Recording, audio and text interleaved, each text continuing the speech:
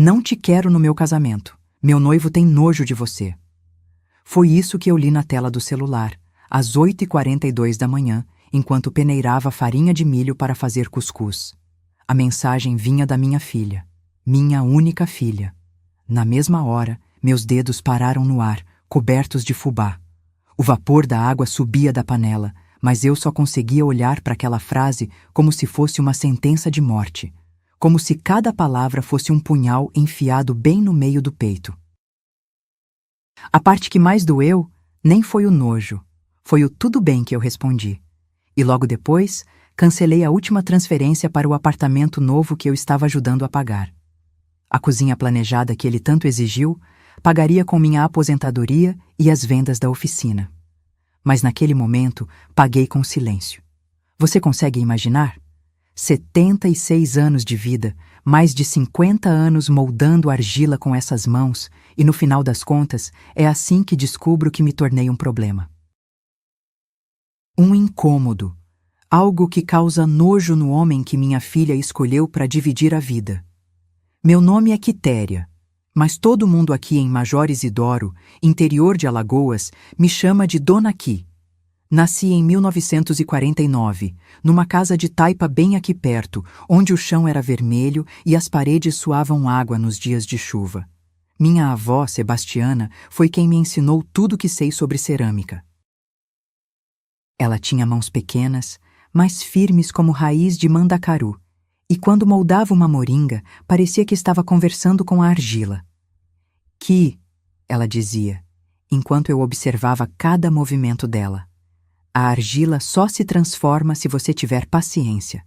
Se você forçar, ela racha. Se você desistir, ela vira poeira. Mas se você souber esperar e trabalhar com carinho, ela vira vida. Comecei aos 13 anos. Era menina ainda, mas já sabia que queria continuar o que minha avó fazia.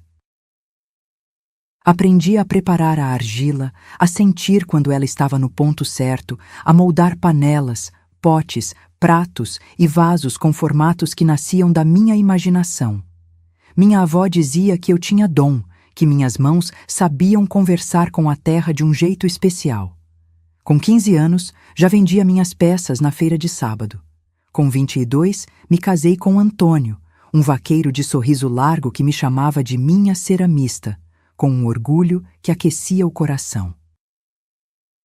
Ele nunca entendeu muito do meu trabalho, mas respeitava. Quando chegava do campo, sujo de poeira e cheirando a gado, sempre parava na minha oficina improvisada no fundo da casa para ver o que eu estava fazendo. "Que coisa mais linda que", ele dizia, segurando uma peça ainda úmida com o cuidado de quem segura um passarinho machucado. "Como é que você tira isso tudo de dentro de um punhado de argila?" Foi com Antônio que tive Lúcia. Nossa menina nasceu num dia de dezembro de 1973, quando o Nordeste inteiro parecia pegando fogo de tão quente. Ela veio ao mundo gritando, os punhos cerrados, como se já estivesse protestando contra alguma coisa. O médico disse que era normal, que bebê sempre chora quando nasce, mas eu olhei para aqueles olhinhos apertados e pensei, essa menina vai dar trabalho. Não sabia o quanto. Lúcia cresceu entre o cheiro de argila queimando no forno e o barulho do rádio velho que eu deixava ligado o dia inteiro na oficina. Era menina esperta, curiosa, sempre perguntando por que eu fazia uma peça de um jeito e não de outro. Aos 5 anos, já sabia amolecer a argila. Aos 7, já conseguia fazer pequenos potes. Eu pensava que ela ia seguir meus passos, que ia continuar a tradição da família. Mas Lúcia tinha outros planos. "Mãe, eu não quero ficar aqui fazendo panela pro resto da vida", ela me disse um dia, aos 15 anos, enquanto eu trabalhava numa encomenda grande para uma pousada de Arapiraca. "Eu quero estudar, quero trabalhar numa empresa, quero ter uma vida diferente." Aquilo me doeu, não vou mentir, mas ao mesmo tempo eu entendia. Eu mesma, quando era nova, sonhava em conhecer lugares diferentes, em ver como eram as cidades grandes. A diferença é que nunca tive oportunidade. "Lúcia, eu ia dar essa oportunidade." "Então estuda", eu disse, continuando a trabalhar sem olhar para ela. mas não abandona completamente a argila, ela faz parte de quem você é. Ela balançou a cabeça e saiu. Naquele momento, eu não sabia que aquela seria uma das últimas vezes que conversaríamos sobre cerâmica de igual para igual. Quando Antônio morreu, infarte fulminante, aos 55 anos, enquanto apartava uma briga entre dois touros, Lúcia tinha apenas 17 anos. Era 1990, e nossa menina estava no último ano do ensino médio. O velório foi simples, como ele teria gostado. Metade da cidade apareceu para se despedir. Antônio era querido por todos, sempre disposto a ajudar qualquer um que precisasse. Depois do enterro, quando a casa ficou vazia e silenciosa, me sentei na oficina e chorei pela primeira vez desde que ele morreu. Chorei olhando para as peças que ele tanto admirava, lembrando dos elogios simples, mas sinceros que ele sempre fazia. Chorei pensando em como ia terminar de criar Lúcia sozinha, em como ia dar para ela tudo que ela merecia sem ter a ajuda dele. Foi aí que tomei uma decisão. Ia fazer da minha cerâmica não só minha paixão, mas minha fonte de sustento total. Ia profissionalizar tudo, ia buscar novos mercados, ia fazer com que meu trabalho rendesse o suficiente para bancar os estudos de Lúcia e ainda sobrar um pouco. E consegui, mas não foi fácil. Nos anos seguintes, minhas peças começaram a ganhar reconhecimento. Participei de feiras em Arapiraca, depois em Maceió, até em Recife. Meu trabalho chamou a atenção de galerias, de decoradores, de gente que entendia de arte. Comecei a receber encomendas maiores, a vender por preços melhores. Uma escultura minha chegou até a ser exposta num centro cultural em Maceió, e a reportagem sobre isso saiu no jornal local. Durante esses anos difíceis, tive a ajuda preciosa de minha irmã Conceição, que morava em Maceió e trabalhava como enfermeira no hospital público. Ela me ajudou muito quando Lúcia precisou estudar na capital. Lúcia se formou no ensino médio em 1991, com notas excelentes. Ela queria fazer faculdade, mas as únicas universidades federais de Alagoas ficavam em Maceió. A distância de Major Isidoro até a capital, mais de 200 quilômetros, tornava impossível ela ir e voltar todo dia. Mãe, ela me disse quando passou no vestibular para administração. A tia Conceição disse que eu posso ficar na casa dela durante a semana. Eu voltava para os fins de semana. Era a solução que tínhamos. Conceição, que nunca teve filhos, ficou feliz em ajudar. Eu pagava uma ajuda de custo para ela, comprava a comida da Lúcia, dava dinheiro para o transporte e material de estudo. Durante a universidade, de 1992 a 1996, Lúcia vinha me visitar todo fim de semana. Pegava o ônibus de sexta à noite, chegava cansada, mas feliz, cheia de histórias para contar sobre as aulas, os professores, os colegas. Eu fazia suas comidas preferidas e ela passava o sábado inteiro me contando sobre o mundo lá fora. Mãe, você não imagina como é diferente na cidade, ela dizia, os olhos brilhando. As pessoas são mais urbanas, sabem de coisas que a gente nem imagina que existem. E meus professores dizem que eu tenho potencial para crescer numa empresa grande. Eu ouvia tudo com atenção, fazendo perguntas, demonstrando interesse. Por dentro, sentia um misto de orgulho e nostalgia. Orgulho porque minha filha estava crescendo, se desenvolvendo, conquistando o espaço dela no mundo. Nostalgia porque percebia que ela estava se afastando de mim, da nossa vida simples, das nossas tradições. E a cerâmica, filha? Eu perguntava às vezes. Você ainda lembra das coisas que te ensinei? Lembro, mãe. Claro que lembro, ela respondia, mas sem muito entusiasmo. Mas isso é coisa do passado. Meu futuro está na administração. Durante esses anos, aprendi a usar o telefone público da praça para me comunicar com ela durante a semana quando precisava. Mais tarde, em 1995, comprei meu primeiro telefone fixo, um luxo na época, mas que facilitou muito nossa comunicação. Quando ela se formou, em dezembro de 1996, aos 23 anos, conseguiu emprego numa empresa de médio porte em Maceió. Eu estava tão orgulhosa que fiz uma festa aqui em casa, convidei os vizinhos, os amigos da família, minha irmã Conceição. Matei uma galinha, fiz farofa, comprei refrigerante. Lúcia chegou de vestido social, maquiada, com uma pasta preta na mão. Parecia uma executiva de verdade. Mãe, obrigada por tudo, ela me disse naquele dia, me abraçando forte. Sem você e a tia Conceição, eu nunca teria chegado até aqui. Aquele abraço foi um dos últimos momentos de proximidade verdadeira que tivemos por muito tempo. Nos anos seguintes, as visitas de Lúcia foram ficando mais espaçadas.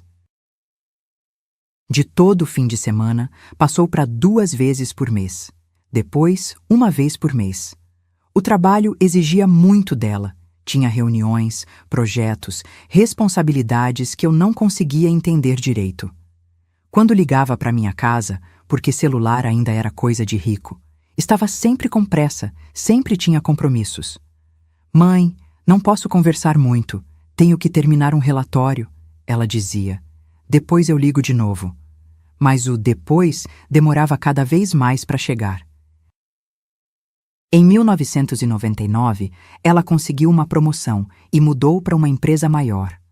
O salário melhorou e ela se mudou para um apartamento pequeno, mas bem localizado, no centro de Maceió.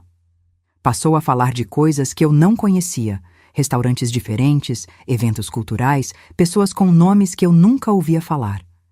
Em 2001, comprei meu primeiro celular, um Motorola simples, mas que mandava e recebia mensagens de texto. A moça da loja me ensinou como usar e foi mais fácil manter contato com Lúcia. Foi numa dessas ligações, em 2002, que ela me contou sobre Ricardo. Mãe, conheci um rapaz, ela disse, a voz diferente, mais animada que o normal. Ele é engenheiro civil, trabalha numa construtora grande. É muito inteligente, muito educado. Que bom, filha, eu respondi sincera. Quando é que você vai trazer ele aqui para eu conhecer? Houve uma pausa do outro lado da linha. Ah, mãe, não sei se ele vai se adaptar bem aí na nossa cidade. Ele é mais acostumado com a vida da capital, sabe? Eu não disse nada, mas aquilo me incomodou. Não pela cidade, que eu sei que é pequena e simples. Me incomodou pela forma como ela falou, como se nossa vida fosse algo menor, algo que precisava ser escondido. Nessa época, já estava com 53 anos, e minha cerâmica tinha ganhado reconhecimento regional. Vendia para lojas de Maceió, participava de feiras importantes, até recebia encomendas de outros estados. Não era rica, mas tinha uma vida confortável e estava orgulhosa do que construí com o meu trabalho. Mas alguma coisa me dizia que, para os olhos de Lúcia, tudo isso estava ficando pequeno demais. 8 meses depois dessa conversa, em março de 2003, Lúcia apareceu aqui em casa numa sexta-feira à tarde, de carona com um colega de trabalho que tinha carro. Era um Corsa branco, simples, mas que contrastava com o chão de terra batida do meu quintal. Ela desceu do carro com cuidado, como se tivesse medo de sujar o sapato baixo que usava. Mãe! Ela gritou, abrindo os braços, mas eu percebi que o sorriso não chegava até os olhos. Que surpresa, filha, eu disse, limpando as mãos no avental antes de abraçá-la. Você não me avisou que vinha. Eu queria fazer uma surpresa, ela respondeu, olhando ao redor como se estivesse vendo a casa pela primeira vez. E também queria te apresentar uma pessoa. Foi aí que eu vi ele. Ricardo saiu do lado do passageiro devagar, ajeitando a camisa social mesmo no calor de 40 graus que fazia. Era alto, moreno, com cabelo bem cortado e um relógio simples no pulso. Quando me olhou, foi com aquele tipo de sorriso educado, mas um pouco hesitante. Muito prazer, dona Quitéria, ele disse, estendendo a mão para mim. A mão dele era lisa, sem calos, sem marcas de trabalho braçal. Lúcia fala muito da senhora. Imagino que sim, eu respondi, apertando a mão dele. Entre, vamos conversar na sombra. Esse sol tá de matar. Entramos para a sala, que de repente me pareceu menor e mais simples do que realmente era. O sofá de tecido florido que eu sempre achei bonito, a mesa de centro feita pelo Antônio com madeira de jatobá, as minhas peças de cerâmica espalhadas pelos cantos, tudo isso parecia diminuído na presença dele. Ricardo sentou na beirada do sofá, as costas retas, como se estivesse numa reunião de trabalho. Lúcia se acomodou ao lado dele, mas eu notei que ela também estava tensa, diferente da menina espontânea que eu conhecia. Então a senhora é ceramista, ele disse, olhando para uma escultura que eu tinha feito anos antes, um vaso em formato de mulher grávida, com as curvas suaves e as mãos protegendo a barriga. Interessante. É um trabalho tradicional. Sim, eu respondi, tentando manter a voz calma. Trabalho com cerâmica há mais de 40 anos.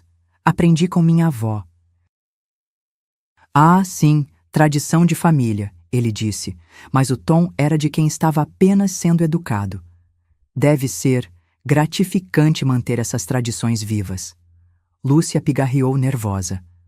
Mãe, o Ricardo trabalha numa construtora importante em Maceió, ela disse, mudando de assunto. Ele é responsável por obras residenciais e comerciais. Que bom, eu disse. E você gosta do que faz, Ricardo? Gosto muito, ele respondeu, e pela primeira vez vi um brilho genuíno no olhar dele. É gratificante ver um projeto sair do papel e se transformar numa realidade. Criamos espaços onde as pessoas vão viver, trabalhar. Eu assenti, reconhecendo a paixão na voz dele. Por um momento pensei que talvez tivéssemos algo em comum, a satisfação de criar algo com as próprias mãos. Mas logo percebi que estávamos falando de mundos completamente diferentes. E a senhora sempre morou aqui? Ele perguntou, olhando pela janela para a rua estreita, onde as crianças brincavam de pega-pega no meio da tarde. Sempre, eu respondi. Nasci aqui perto, me mudei para essa casa quando casei. Aqui criei minha filha, aqui tenho minha oficina, meus amigos, minha vida. Deve ser tranquilo, ele disse, mas havia algo no tom que me incomodou. Não era admiração pela simplicidade, era condescendência. O resto da visita foi assim, cordial, mas superficial. Ricardo fazia perguntas educadas sobre a cidade, sobre meu trabalho, mas eu percebia que ele estava apenas cumprindo o protocolo. Não havia curiosidade genuína, não havia interesse real. Era como se ele estivesse numa obrigação social que precisava cumprir para agradar a namorada. Lúcia, por sua vez, parecia estar representando. Falava animada sobre coisas que eu não conhecia muito bem. Shoppings, cinemas modernos, eventos que eles frequentavam juntos nos fins de semana em Maceió. Era como se ela estivesse tentando me provar que tinha uma vida interessante, uma vida melhor. Semana passada fomos numa exposição de arte no Museu Theo Brandão, ela contou, enquanto eu servia café e biscoito de goma. Tinha umas esculturas muito interessantes, bem modernas, não é, Ricardo? Muito interessantes, Ricardo concordou. Arte contemporânea, bem elaborada, bem diferente do trabalho artesanal mais tradicional. Ele olhou rapidamente para as minhas peças espalhadas pela sala quando disse, trabalho artesanal mais tradicional, e eu entendi perfeitamente o que ele estava querendo dizer. Para ele, o que eu fazia não era arte no mesmo nível, era apenas artesanato, algo menor, algo sem valor equivalente. Mas não disse nada, apenas sorri e ofereci mais café. Eles ficaram até o domingo de manhã. Como o Ricardo não tinha carro próprio, eles dependiam da carona do colega para voltar. No sábado à noite, enquanto Lúcia tomava banho, eu e Ricardo ficamos sozinhos na varanda. Ele estava olhando para o céu estrelado, muito mais brilhante aqui no interior que na cidade, quando eu decidi tentar uma conversa mais pessoal. Você gosta da minha filha? Eu disse. Não era uma pergunta. Ele me olhou com uma expressão que eu não consegui decifrar totalmente. Lúcia é uma mulher extraordinária, ele respondeu, como se estivesse numa entrevista. Inteligente, ambiciosa, determinada. Ela tem muito potencial profissional. E como pessoa, eu insisti. como companheira. Ele pareceu pensar na resposta. Ela se adaptou muito bem à vida urbana, ele disse finalmente. Superou as diferenças de origem e se tornou uma profissional respeitada. Diferenças de origem. Eu senti um aperto no peito quando ele disse isso, mas mantive a expressão neutra. E que diferenças são essas? Perguntei, fingindo curiosidade. Ricardo pareceu perceber que tinha falado demais. Ficou vermelho e começou a gaguejar. Não, eu não quis dizer... Quer dizer, não são diferenças problemáticas, é só que a vida no interior tem outro ritmo, outras prioridades, e às vezes, quando as pessoas se mudam para a cidade, precisam se adaptar a um ambiente mais dinâmico. Entendo, eu disse, e realmente entendia. Entendia que para ele, nossa vida aqui era algo que precisava ser superado, deixado para trás.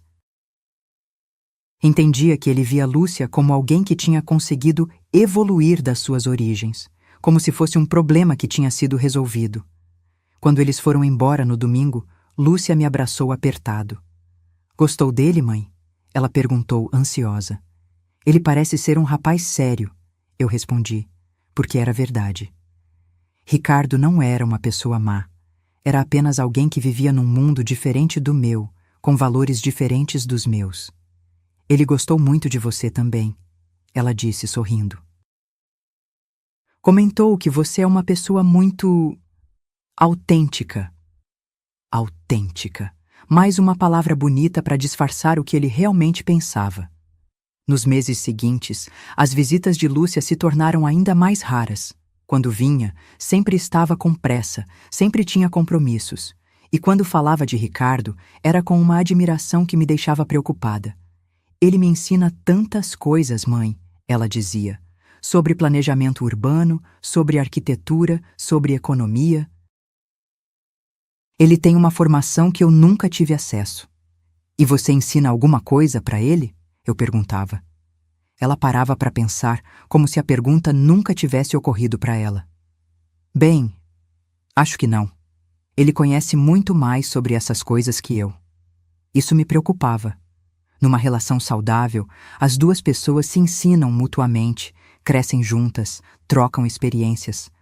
Mas pelo que eu estava vendo, Lúcia estava apenas absorvendo a cultura dele, sem contribuir com nada da nossa. Em dezembro de 2004, ela me ligou eufórica. Mãe, tenho uma novidade, ela gritou pelo telefone. O Ricardo me pediu em casamento. Eu fiquei em silêncio por alguns segundos, processando a informação. Que bom, filha, eu disse finalmente. Você está feliz? Muito, ela respondeu. Foi numa viagem que fizemos para Maragogi. Ele preparou tudo, foi muito romântico. E o anel, mãe? Você nunca viu nada tão lindo.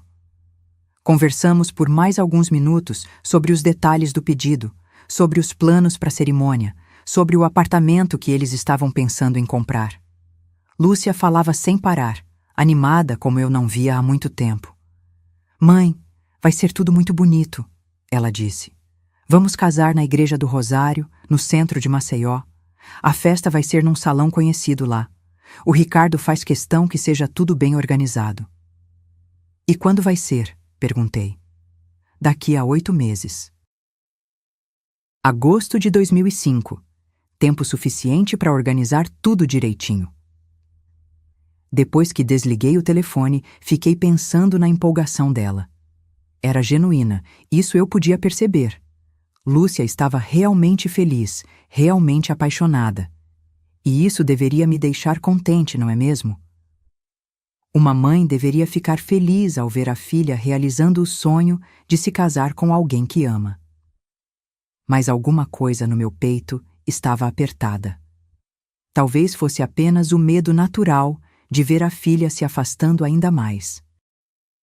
Ou talvez fosse a sensação de que Lúcia estava se perdendo no meio de tanta sofisticação urbana. Foi nessa época que ela me pediu ajuda financeira pela primeira vez. Mãe, o apartamento que a gente escolheu é perfeito, mas a entrada está um pouco pesada para o nosso orçamento. Ela me disse numa ligação em janeiro de 2005. Você não poderia me ajudar? Quanto você precisa? Perguntei sem hesitar. 3.000 para a entrada. Eu sei que é muito, mas... Tudo bem, eu interrompi. Vou ver o que posso fazer. E fiz.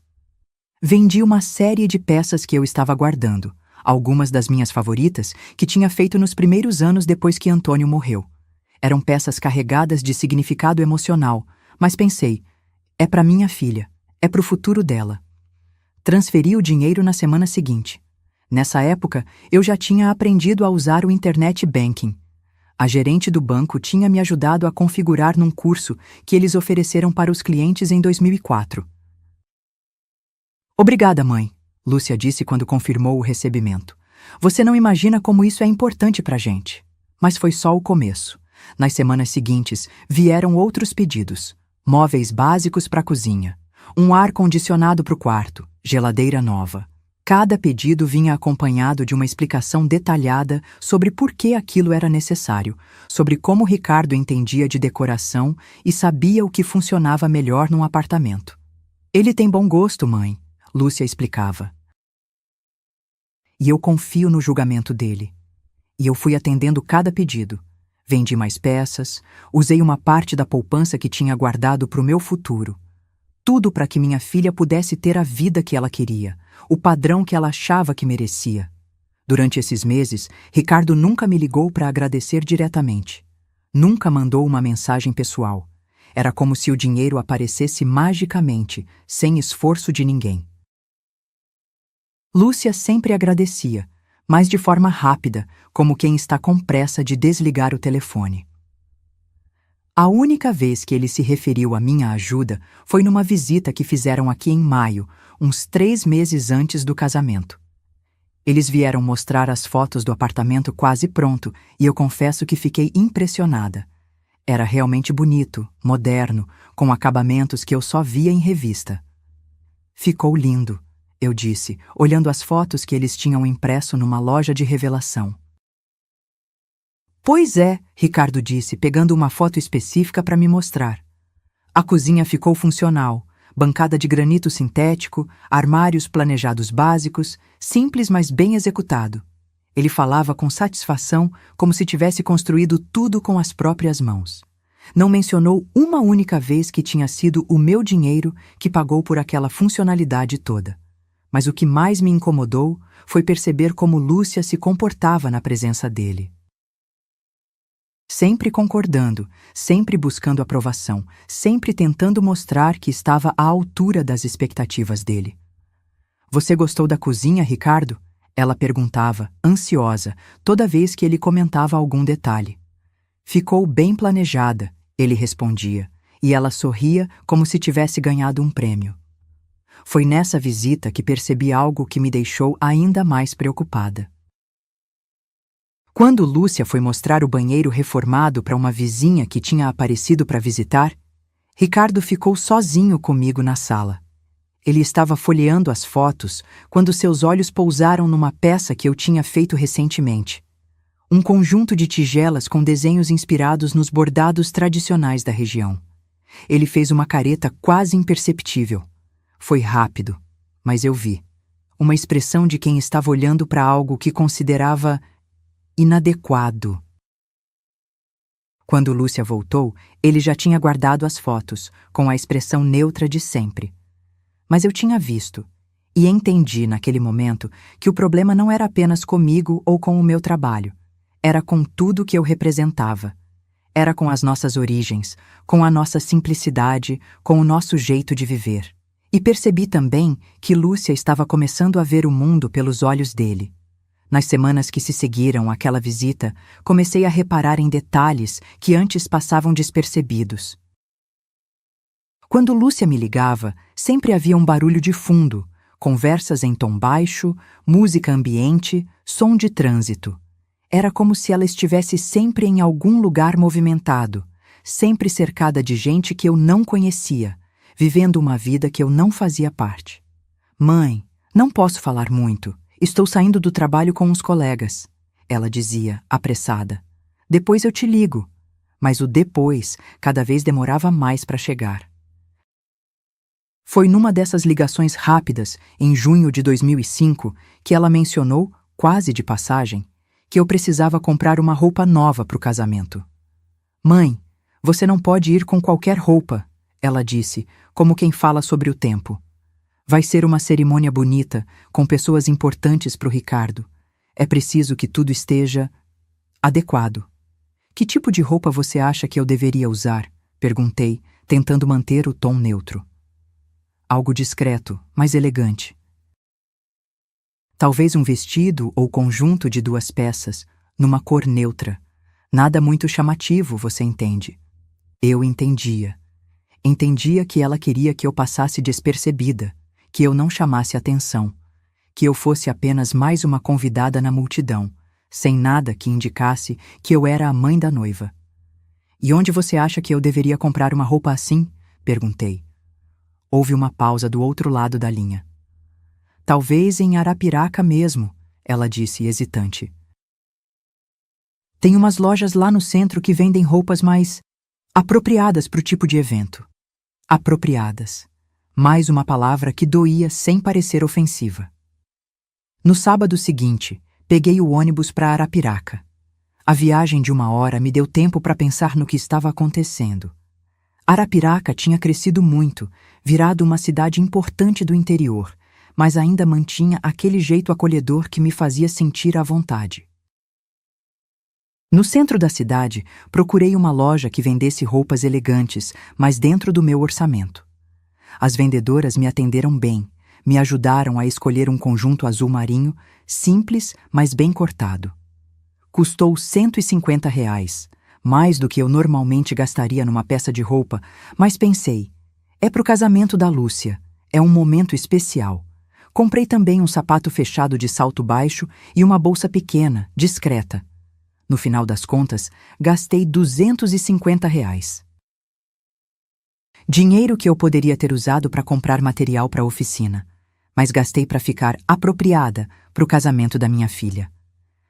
Quando cheguei em casa, provei tudo de novo e me olhei no espelho do quarto. A mulher que me olhava de volta estava elegante, mas não era exatamente eu.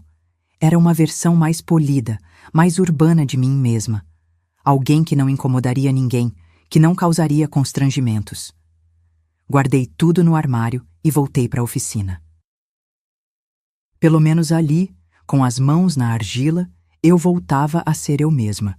Foi nessa época que Lúcia me fez um pedido que, a princípio, me deixou animada.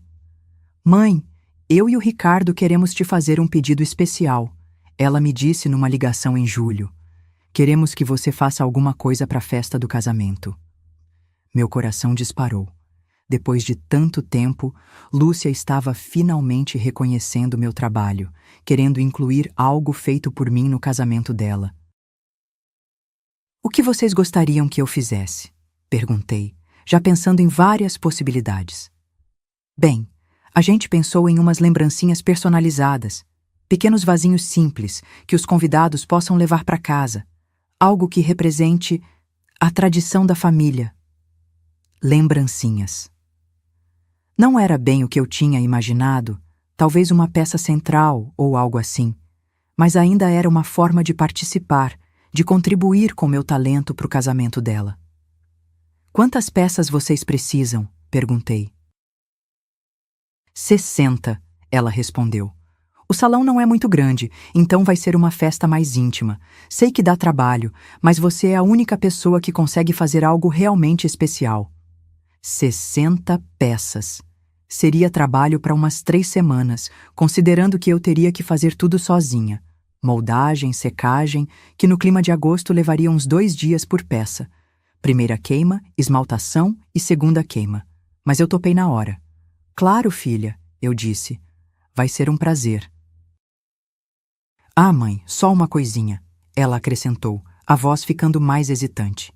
O Ricardo achou melhor não assinar as peças. Ele disse que fica mais clean, mais neutro sem identificação. Não assinar as peças.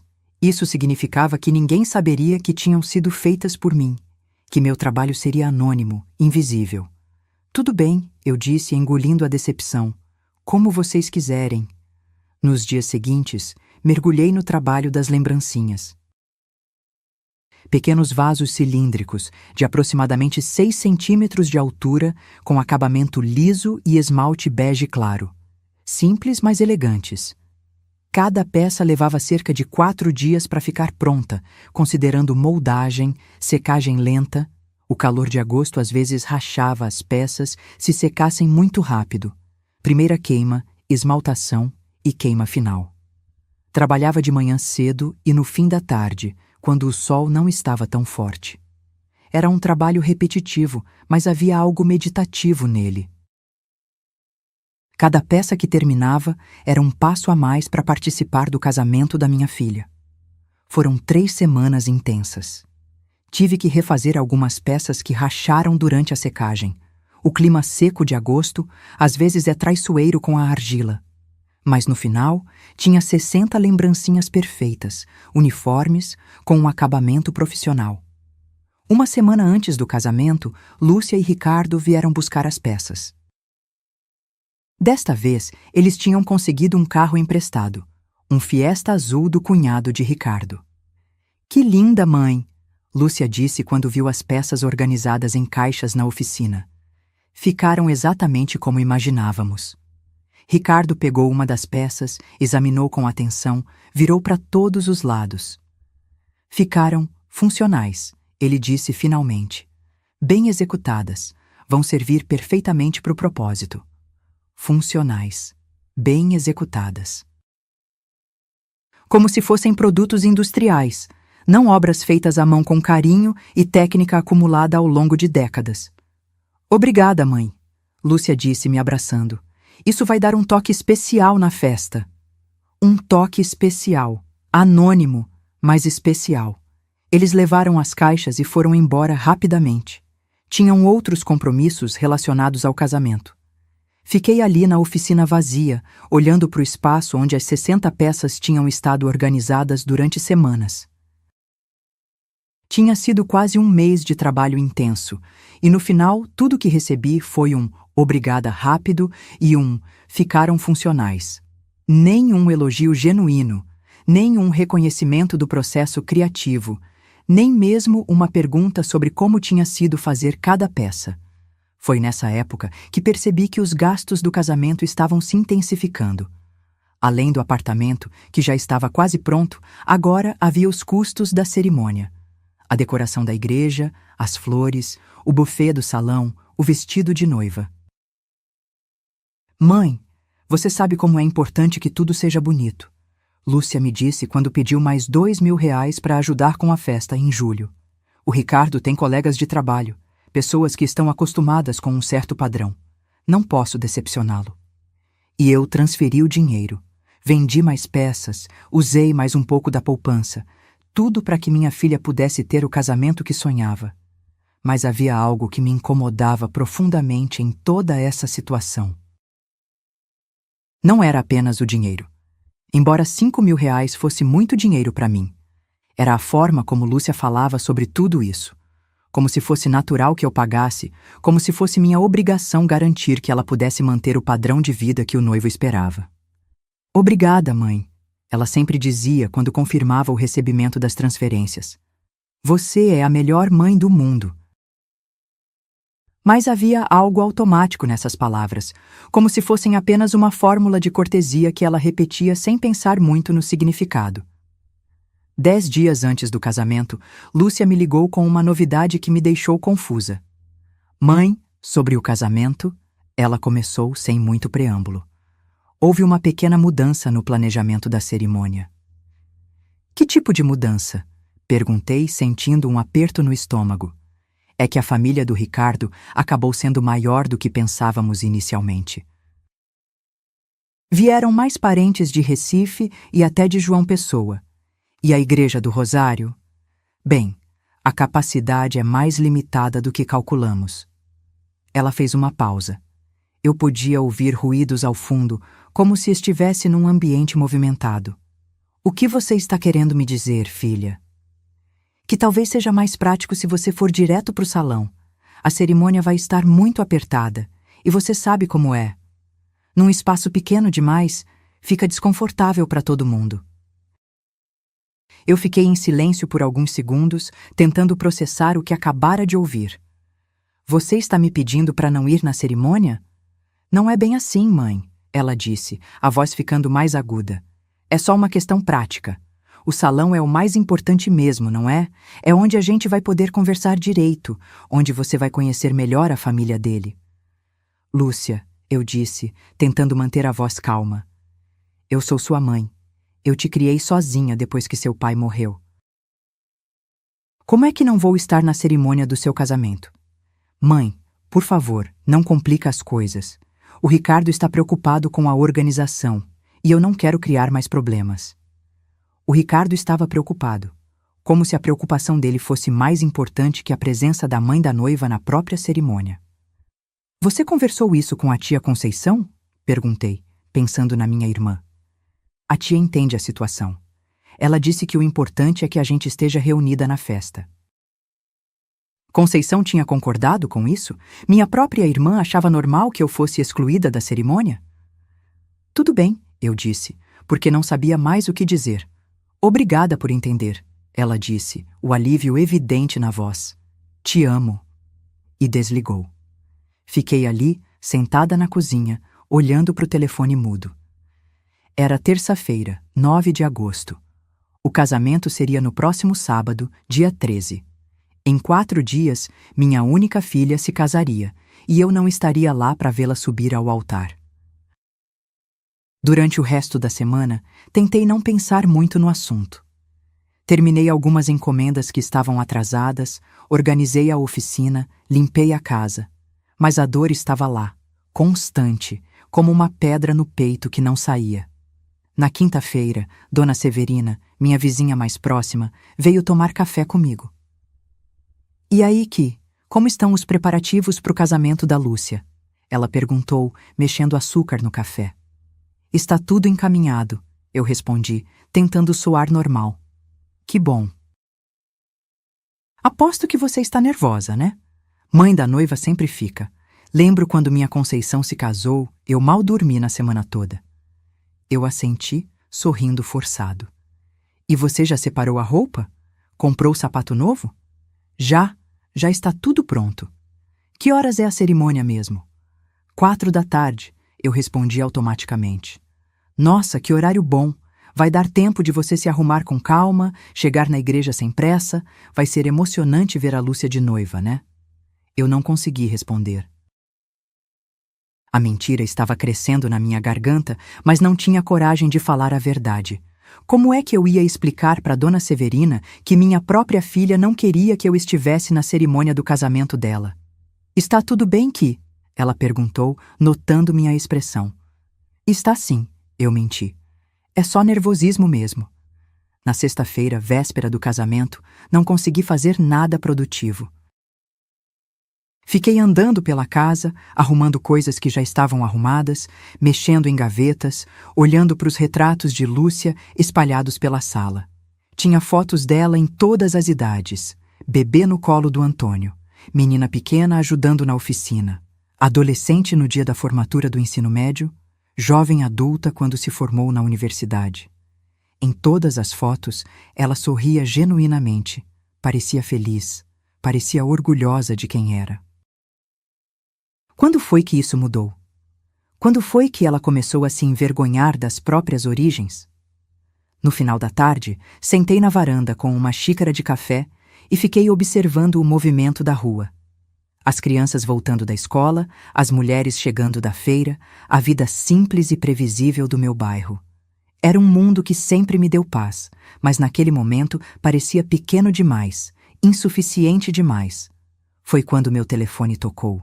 Era um número de Maceió que eu não conhecia. Alô? Atendi. Dona Quitéria? Era uma voz feminina, profissional. Aqui é Sandra, do Salão de Festas Palmeira Dourada. Estou ligando para confirmar alguns detalhes sobre amanhã. Salão de Festas Palmeira Dourada. O local da festa. Sim, sou eu. Estou ligando para confirmar que a senhora vai chegar direto aqui no salão amanhã. É isso mesmo? É, eu confirmei, sentindo a humilhação crescendo. Perfeito. A festa começa às 7 da noite, mas recomendo que a senhora chegue às 7h30, quando o pessoal da cerimônia já estiver chegando também. Vai ser mais natural assim. Mais natural. Mais uma forma educada de me manter invisível. A senhora tem um endereço? Tenho. Ótimo. Ah, e só para confirmar, a senhora vai de táxi, né? Porque o estacionamento vai estar bem ocupado com os carros dos convidados. De táxi. Como se fosse óbvio que eu não teria ninguém para me levar, nenhum parente ou amigo que fizesse parte da festa.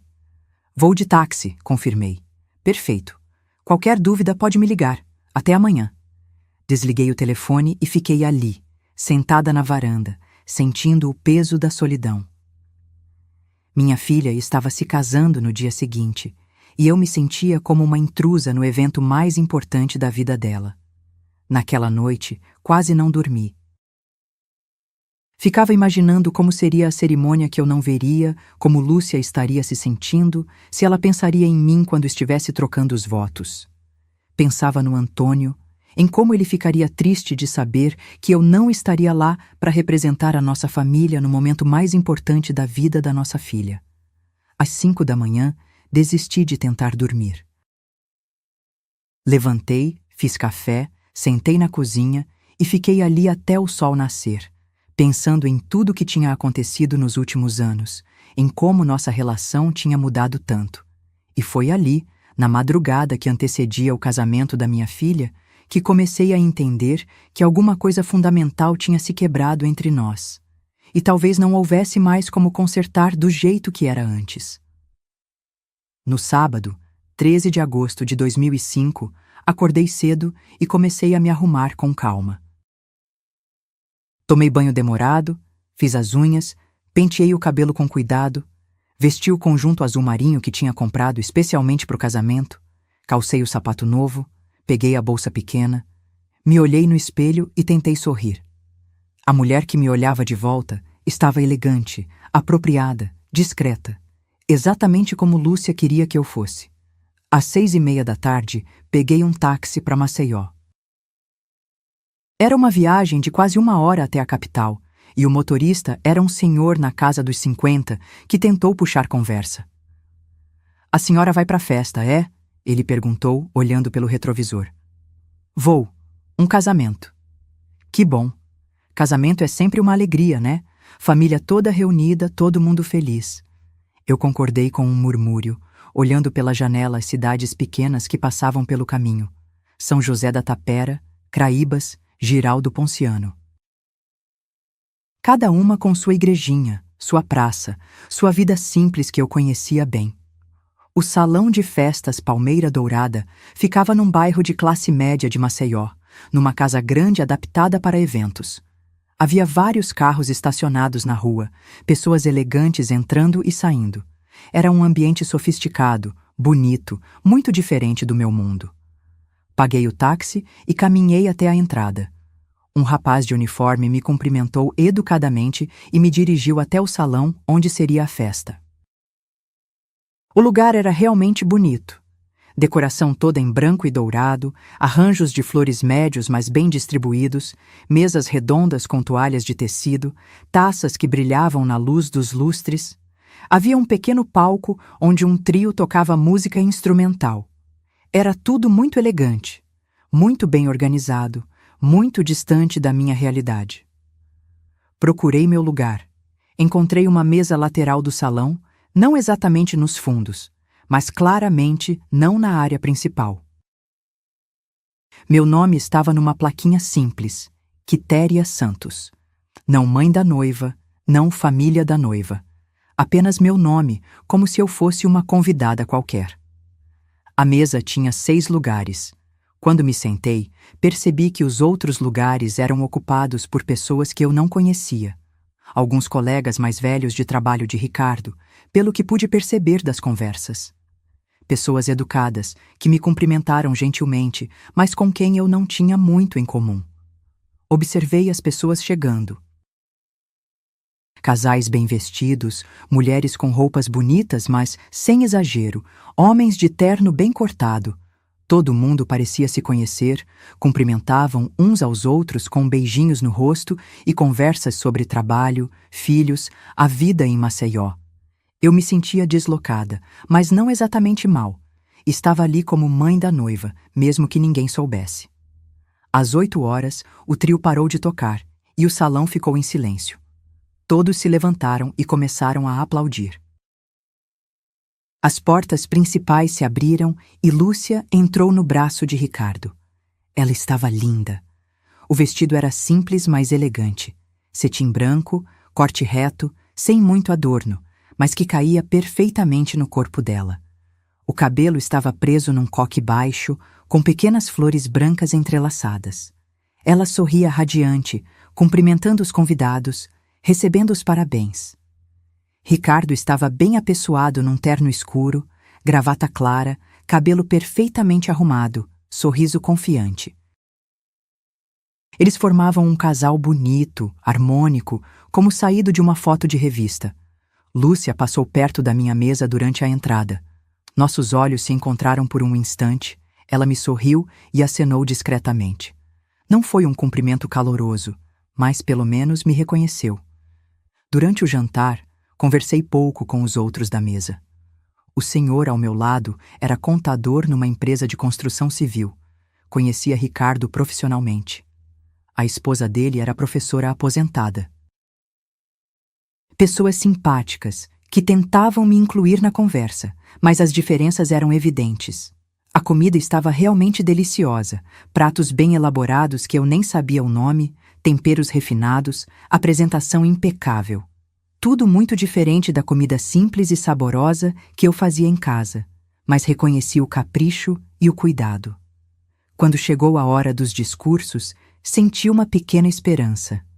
Talvez Lúcia me mencionasse, talvez agradecesse publicamente por tudo que fiz por ela. O pai de Ricardo falou primeiro. Um homem distinto, engenheiro como o filho, que falou sobre tradição familiar, sobre a importância de escolher bem com quem dividir a vida, sobre como Lúcia tinha se mostrado uma mulher admirável, digna de fazer parte da família deles. Lúcia é um exemplo de como a determinação pode transformar uma trajetória, ele disse, e eu senti um arrepio. Ela soube superar as diferenças de origem e se tornar a profissional competente que conhecemos hoje. Superar as diferenças de origem. Como se nossa vida fosse algo negativo, algo que precisava ser deixado para trás. Depois foi a vez da mãe de Ricardo, uma senhora elegante, professora universitária, que falou sobre como estava feliz em ganhar uma nova filha, sobre como Lúcia tinha se adaptado bem ao círculo social deles, sobre como era inspirador ver uma jovem aprimorar-se através da educação e do amor. Aprimorar-se. Mais uma facada disfarçada de elogio. Quando chegou a vez de Lúcia falar, meu coração acelerou. Era o momento em que ela ia me agradecer publicamente, ia reconhecer minha importância na vida dela. Ela se levantou, pegou o microfone e sorriu para o salão. Obrigada a todos por estarem aqui celebrando conosco. Ela começou, a voz firme e clara. Este é realmente o dia mais feliz da minha vida. Ela falou sobre como conheceu Ricardo, sobre como ele mudou a vida dela, sobre como estava grata por ter encontrado uma família que a acolheu de braços abertos. Falou sobre os amigos que fez em Maceió, sobre as oportunidades que surgiram, sobre como se sentia realizada. Falou sobre a empresa onde trabalhava, sobre os projetos que desenvolvia, sobre os planos que tinha para o futuro ao lado do marido. Ela mencionou rapidamente minha família do interior, que sempre me apoiou. Mas foi uma frase genérica, sem especificar quem, sem detalhar o que significava esse apoio. Nenhuma palavra sobre quem a criou sozinha, quem pagou seus estudos, quem financiou o apartamento e o casamento. Nenhum agradecimento especial pela mãe que sempre esteve ali, sempre apoiando, sempre sacrificando. Era como se eu fosse apenas mais uma pessoa na plateia. Quando ela terminou o discurso, todos aplaudiram entusiasmados. Ela beijou Ricardo e voltou a sentar, radiante, rodeada de pessoas que a parabenizavam. Eu fiquei ali, na minha mesa lateral, sentindo uma dor no peito que era diferente de qualquer dor física que já tinha sentido. Era a dor de perceber que você é menos importante na vida de alguém do que imaginava. Depois dos discursos, começou a dança. Lúcia e Ricardo abriram a pista com uma música romântica, dançaram bem, com naturalidade.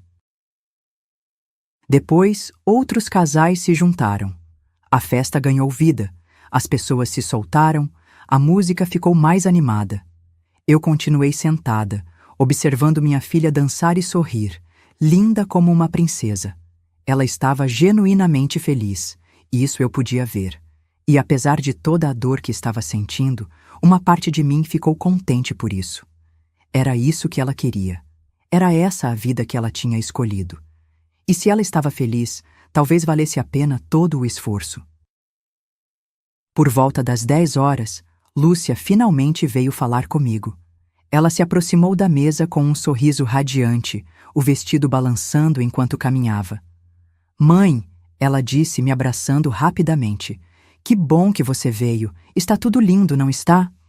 "Está sim, filha. Você está deslumbrante. O casamento está perfeito." "Não está mesmo?" O Ricardo organizou tudo nos mínimos detalhes. Ele organizou, como se o dinheiro que ajudou a pagar por tudo aquilo tivesse vindo do nada. "Estou muito feliz por vocês", eu disse, e era verdade. "Obrigada, mãe, por tudo mesmo." Ela me deu outro abraço rápido, mas eu percebi que era apenas protocolo.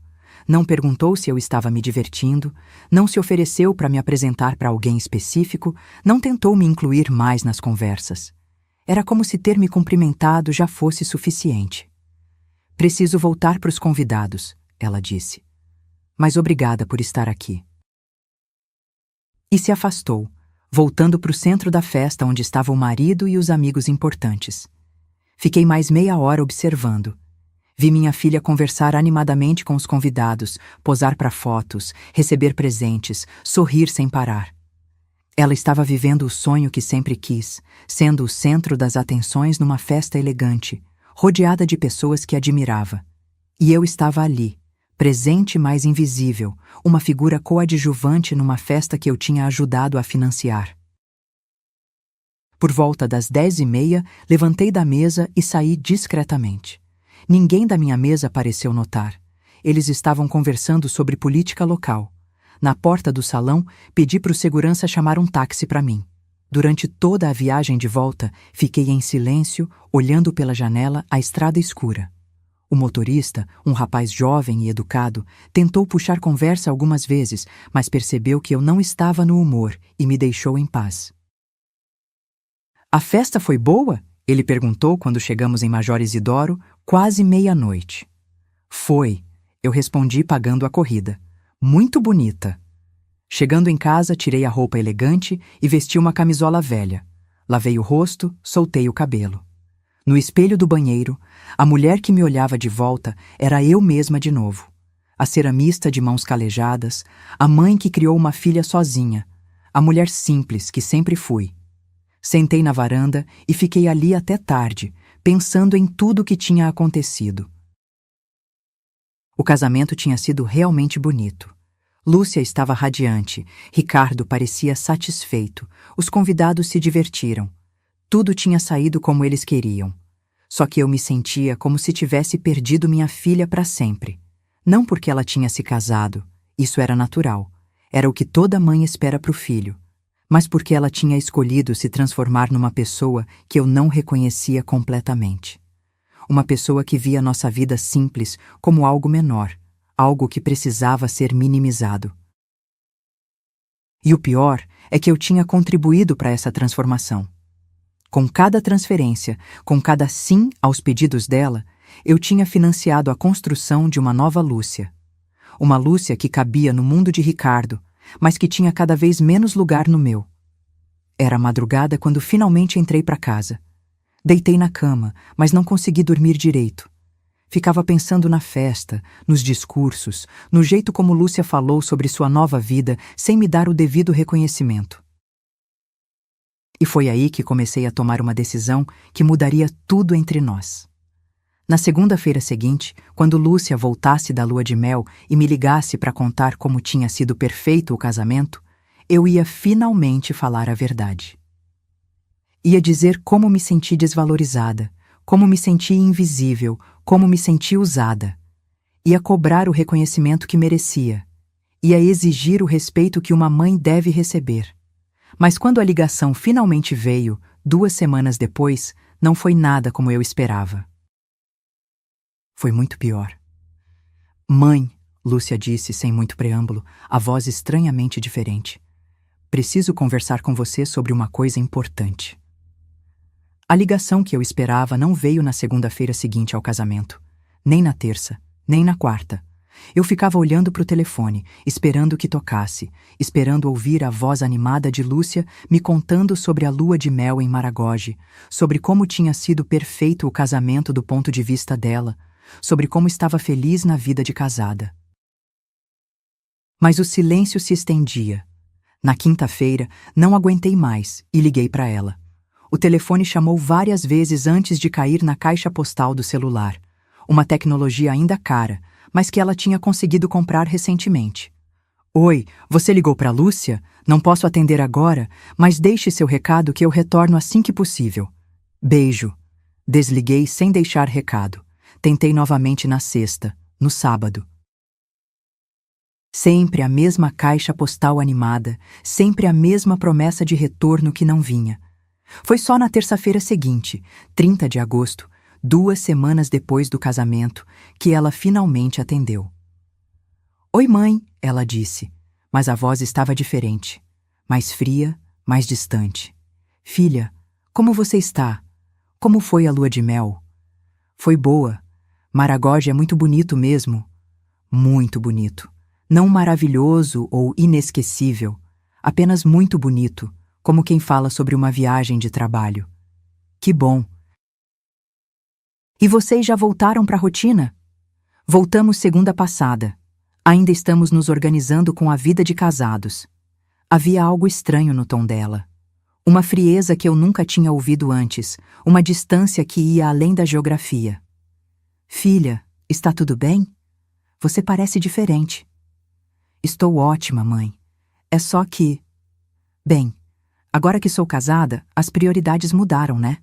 Tenho outras responsabilidades. Outras responsabilidades. Como se eu tivesse deixado de ser uma delas. Claro, eu entendo.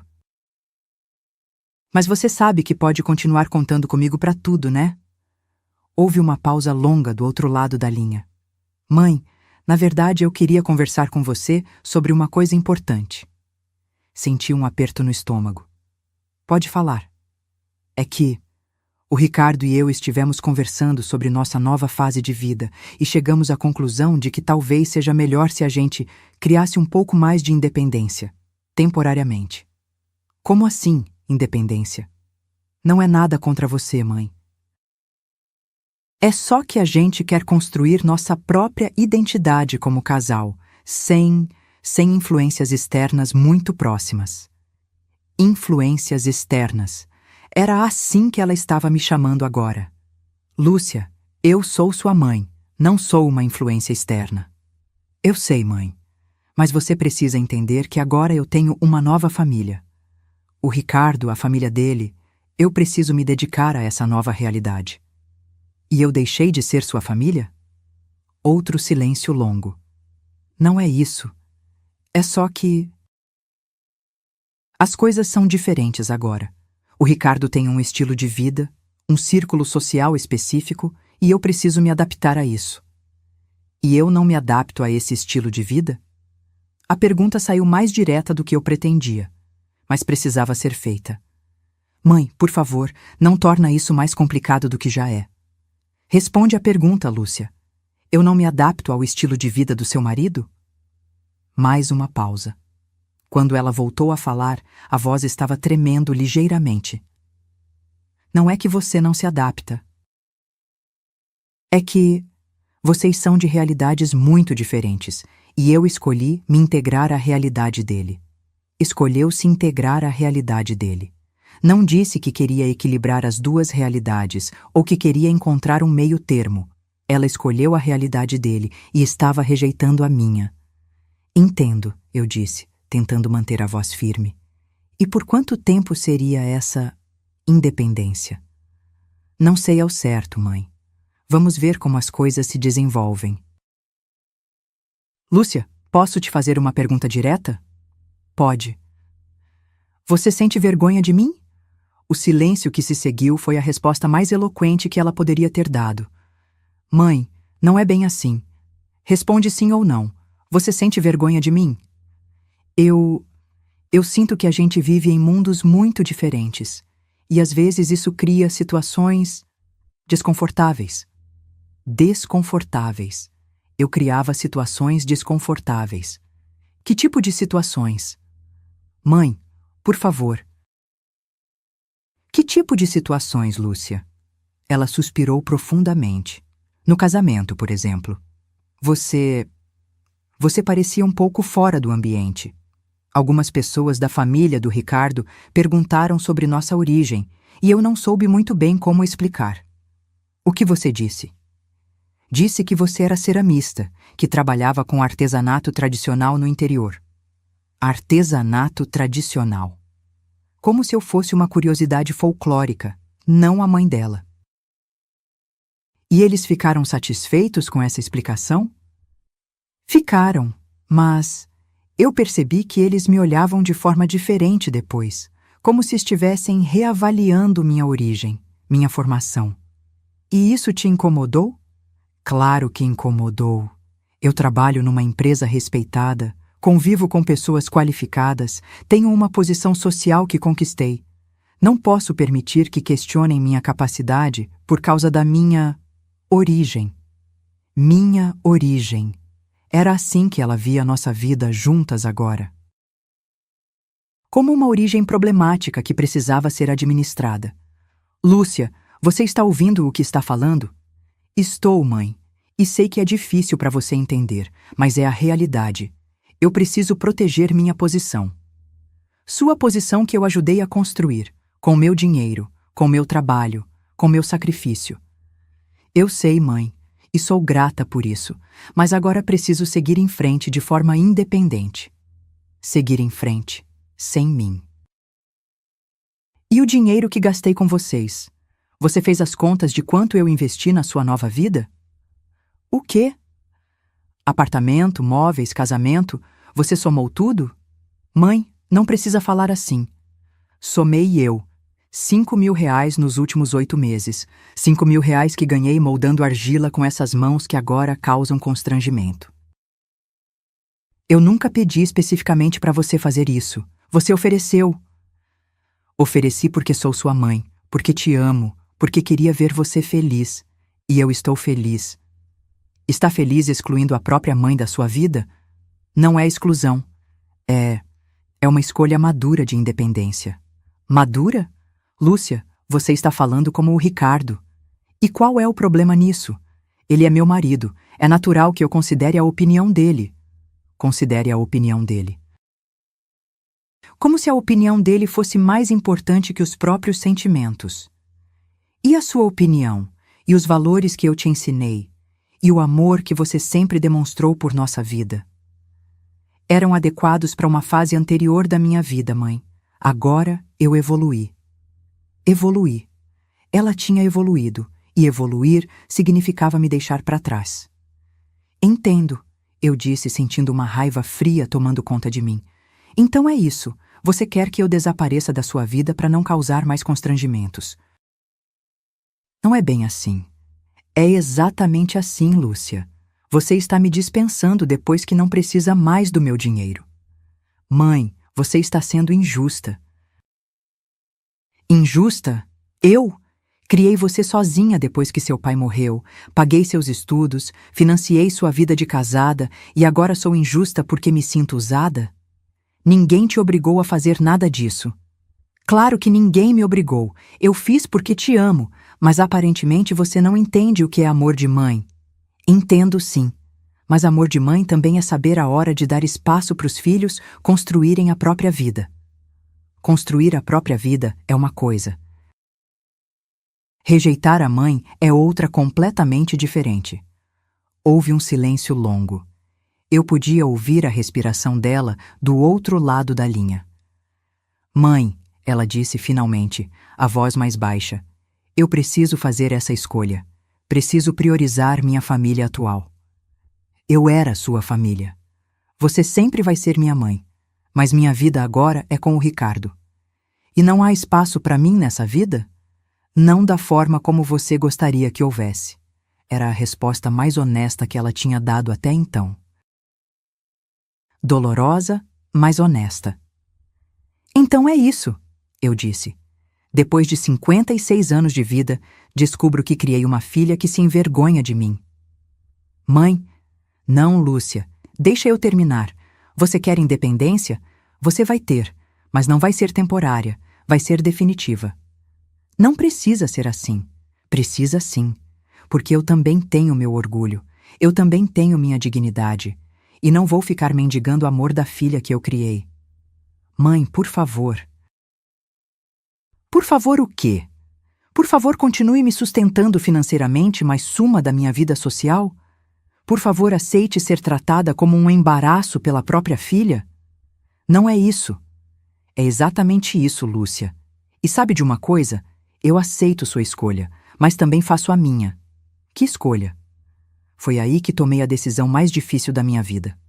A partir de agora, você está completamente por sua conta. Não vou mais transferir um centavo para vocês. Não vou mais atender ligações pedindo ajuda. Não vou mais ser a mãe que banca sua vida de madame. Mãe, você não pode fazer isso. Posso e vou. Você disse que evoluiu, que amadureceu, que tem uma família nova. Então prove, sustente sua vida de madame sozinha. Mas a gente ainda tem prestações do apartamento e vão continuar pagando, sem minha ajuda. Mãe, você não entende. O Ricardo espera que eu contribua com as despesas da casa. O que o Ricardo espera é problema do Ricardo, e seu, não meu. Você está sendo cruel. Cruel? Lúcia, você acabou de me dizer que não quer mais me ver porque eu causo constrangimento na sua vida social. E eu é que estou sendo cruel? Ela começou a chorar do outro lado da linha. Mãe, eu não queria que fosse assim. Mas é assim que você escolheu que fosse. Agora aguenta as consequências. Você não pode me abandonar assim. Eu não estou te abandonando, Lúcia. Você que me abandonou primeiro. Eu só estou respeitando sua decisão de independência. Mas eu preciso de você. Precisava. Quando precisava do meu dinheiro, eu era importante. Agora que casou com um homem que tem renda estável, agora que está estabelecida, eu virei um problema. Não é assim. É exatamente assim. E sabe de uma coisa? Estou até aliviada. Agora posso parar de fingir que não vejo como você me trata há meses. Como é que eu te trato? Como se eu fosse uma obrigação. Como se eu fosse algo que você precisa tolerar. Como se eu fosse uma vergonha que você carrega. Mãe. Não, Lúcia. Chega. Eu criei você para ser uma mulher forte, independente, honesta. Mas você se transformou numa pessoa que eu não reconheço. Numa pessoa que se envergonha das próprias raízes. Eu não me envergonho. Se envergonha sim. E não precisa mais se envergonhar. Porque a partir de hoje, você não precisa mais se preocupar comigo. Eu saio da sua vida elegante e deixo você livre para ser a madame que sempre quis ser. Mãe, por favor, não desliga. Mas eu desliguei. Fiquei ali, sentada na cozinha, olhando para o telefone mudo, sentindo uma mistura de raiva, tristeza e alívio. Sim, alívio. Porque finalmente tinha parado de fingir que não via o que estava acontecendo. Finalmente tinha parado de aceitar migalhas de afeto da filha que eu tinha criado. Finalmente tinha recuperado minha dignidade. O telefone tocou várias vezes nas horas seguintes. Eu não atendi. Lúcia mandou 2 mensagens de texto no meu celular, tecnologia que eu ainda usava pouco, mas que entendia o básico. Eu ignorei tudo. Naquela noite, sentei na varanda e fiquei pensando em tudo o que tinha acontecido. Era estranho como me sentia mais leve, apesar da dor. Como se tivesse largado um peso que carregava há meses. Lúcia tinha feito sua escolha. Tinha escolhido a vida urbana, o status social, a aprovação do marido. E tinha escolhido me excluir dessa vida. Agora eu também fazia minha escolha. Escolhia minha dignidade, escolhia meu orgulho, escolhia não ser mais a mãe que mendiga amor da própria filha. Na segunda-feira seguinte, fui ao banco e cancelei a conta conjunta que tínhamos aberto anos atrás para facilitar as transferências de dinheiro para a universidade. Mudei minha senha do internet banking. Não tinha cartão adicional para cancelar. Nunca tinha dado um para ela. Sabe como é que se sente quando você finalmente para de sangrar dinheiro para alguém que não te valoriza? Quando você finalmente recupera o controle da própria vida financeira? É libertador. Lúcia continuou tentando entrar em contato nos dias seguintes. As mensagens foram mudando de tom. Primeiro eram de súplica, depois de raiva, depois de chantagem emocional. Mãe, por favor, me atende. Mãe, você não pode fazer isso comigo. Mãe, eu sou sua filha. Mãe, você está sendo injusta. Mãe, o Ricardo está cobrando as contas da casa. Essa última mensagem quase me fez rir amargamente. O Ricardo estava cobrando as contas porque o dinheiro extra tinha acabado. Bem feito. Depois de uma semana, as mensagens pararam. Lúcia tinha entendido que eu estava falando sério. Foi nessa época que algo inesperado aconteceu. Dona Severina, minha vizinha, veio me contar uma informação que ela tinha ouvido na cidade. Você soube que a Lúcia não está bem? Como assim? Soube pela cunhada da Josefa, que tem uma conhecida que mora no mesmo prédio onde eles moram. Parece que eles estão tendo dificuldades para manter as contas em dia. Dificuldades para manter as contas. Claro, sem minha ajuda mensal extra, a vida de Madame estava ficando apertada. É, eu disse fingindo surpresa. Pois é, e parece que ele não está muito contente com a situação. Dizem que ele esperava que a família dela contribuísse mais com o orçamento da casa. Ah, então era isso. Ricardo tinha casado com Lúcia, esperando que eu continuasse bancando parte do padrão de vida deles indefinidamente. Tinha me incluído no planejamento financeiro familiar sem nem me consultar. Que situação complicada, eu disse, mas sem demonstrar nenhuma intenção de resolver o problema. Você não vai ajudar? Olhei para Dona Severina e sorri com ironia. Severina, minha filha é uma mulher casada, adulta, independente. Ela mesma me disse que não precisa mais de mim, então vou respeitar a independência dela. 3 semanas depois dessa conversa, numa quinta-feira à tarde, eu estava trabalhando na oficina quando ouvi uma batida na porta. Fui atender e me deparei com Lúcia. Ela estava diferente. Mais magra, com olheiras, o cabelo sem o corte impecável de sempre. Usava roupas simples, sem maquiagem, e tinha uma expressão de desespero no rosto. Oi, mãe, ela disse, a voz pequena. Oi, eu respondi, sem demonstrar emoção. Posso entrar? Hesitei por um momento, mas acabei abrindo a porta. Ela entrou e ficou ali, parada na sala, olhando ao redor como se estivesse revisitando um lugar da infância. Senta, eu disse, indicando o sofá. Ela sentou, mas ficou na beirada, como se estivesse pronta para sair correndo a qualquer momento. Como você está? Ela perguntou. Bem, eu respondi. E você? Eu não estou muito bem. O que aconteceu? Ela começou a chorar. Mãe, eu cometi um erro muito grande. Esperei ela continuar. O Ricardo, ele está muito insatisfeito comigo. Disse que eu prometi que você ia continuar ajudando a gente financeiramente. E agora ele não consegue manter o padrão de vida que esperava sozinho. Ah, então a verdade estava vindo à tona. E aí? Ele disse que se a situação não se resolver logo, ele vai ter que repensar nosso casamento. Repensar como? Ele falou em separação. Separação. Depois de algumas semanas de casado, O príncipe encantado estava ameaçando abandonar a princesa porque ela não conseguia mais manter o conto de fadas financiado. E o que você quer que eu faça? Perguntei. Mãe, eu sei que errei. Sei que te tratei mal. Mas, por favor, me ajuda mais uma vez. É só até a gente se estabilizar. Se estabilizar como? Não sei.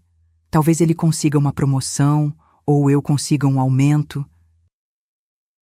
Lúcia, eu disse, olhando diretamente nos olhos dela, você realmente acha que eu vou voltar a bancar a vida de vocês depois de tudo que aconteceu? Mãe, eu estava confusa. O Ricardo me influenciou, me fez pensar coisas que não eram certas. O Ricardo te influenciou ou você escolheu ser influenciada? Eu não sei mais. Sabe sim. Você escolheu acreditar que eu era um problema. Você escolheu se envergonhar de mim. Você escolheu me excluir da sua vida. Eu estava errada. Estava. E agora está descobrindo as consequências das suas escolhas. Mãe, eu sou sua filha. Você é. Mas isso não significa que eu tenho obrigação de resolver seus problemas pro resto da vida. Só mais uma vez. Não, Lúcia, não vai ter mais uma vez. Ela chorou mais forte.